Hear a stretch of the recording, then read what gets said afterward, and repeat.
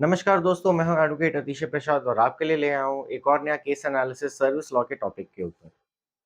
दोस्तों, एम्प्लॉइज अगर कोई टेम्पररी बेसिस पे या ट्रेनिंग बेसिस में शुरू में नियुक्त किए गए हो और बाद में उनका रेगुलराइजेशन हो, तो ऐसे सिचुएशन में जब उनकी रिटायरमेंट हो तो पेंशनरी बेनिफिट्स के लिए और बाकी टर्मिनल बेनिफिट्स के लिए उनकी सर्विस की ड्यूरेशन क्या मानी जाएगी। दोस्तों, ऐसे ही क्वेश्चन आज के केस में उठा है और आज के केस में कैट ने ऐसे सिचुएशन में फंसे पोस्टल एम्प्लॉयज को रिलीफ दी है। तो बिना किसी देरी के समझते हैं आज के जजमेंट को डिटेल में। दोस्तों, इस केस के फैक्ट सिंपली ऐसे हैं कि पोस्टल डिपार्टमेंट ने 1982 के आसपास कुछ कैंडिडेट्स को एक आरटीपी स्कीम के अंडर नियुक्त किया था। अब इनको रेगुलराइज किया गया 1987-1989 के आसपास।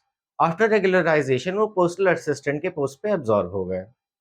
अब दोस्तों, जब बात आई उनके रिटायरमेंट की, तो एक 2012 में सर्कुलर पास किया पोस्टल डिपार्टमेंट ने।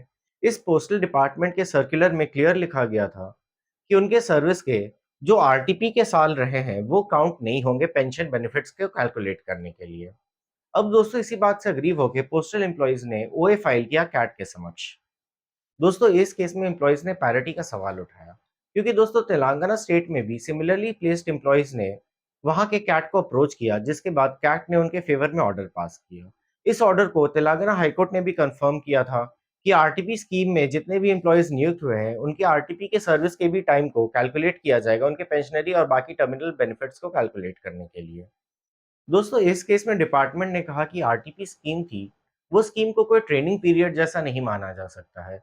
वो एक टेम्पररी बेसिस पे काम करने की स्कीम थी, इसलिए उस पीरियड को काउंट नहीं किया जाना चाहिए इनके रेगुलर सर्विस को मानने के लिए। क्यों? क्योंकि एमएसीपी बेनिफिट्स में साफ लिखा है कि जो रेगुलर सर्विस के साल है, केवल वही काउंट होंगे।